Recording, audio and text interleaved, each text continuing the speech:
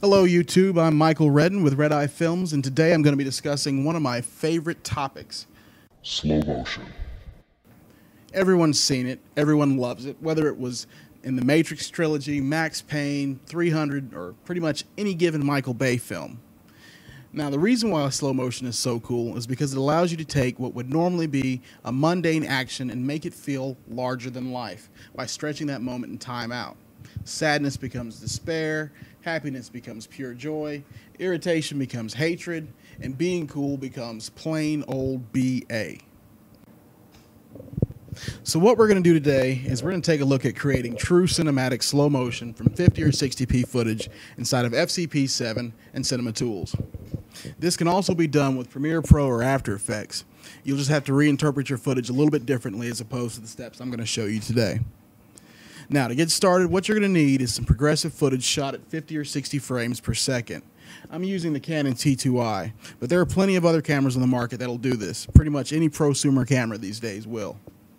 Now, the reason why you need a shot at that frame rate is because if you want that Hollywood blockbuster slow motion, you need to acquire your footage the Hollywood blockbuster way, which is primarily in camera.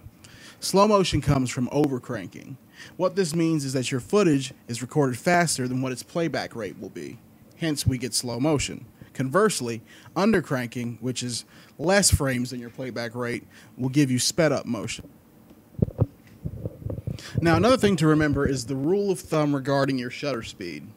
It should always be, at a minimum, double your frame rate. So if you're at 50p, you need at least 1/100th on the shutter. For 60p, you need 1/120th, so on and so forth.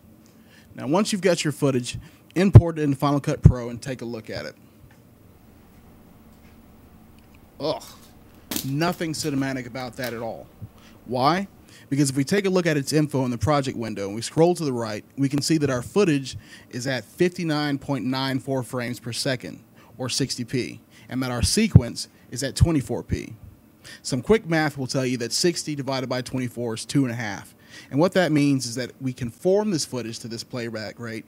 It will play it 2.5 times slower, which is that lovely slow motion that we're used to seeing in the cinema.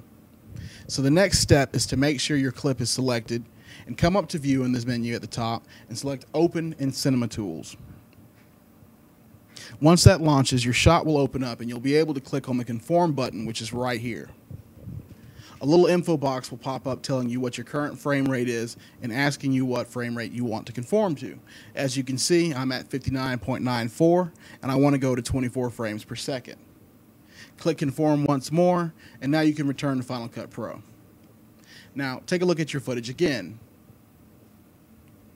Awesome, sweet slow motion. That's exactly what we want. Now we're on our way to making John Woo jealous.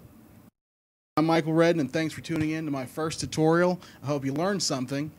If so, remember to comment, rate, subscribe, and leave some suggestions for future topics you'd like me to cover.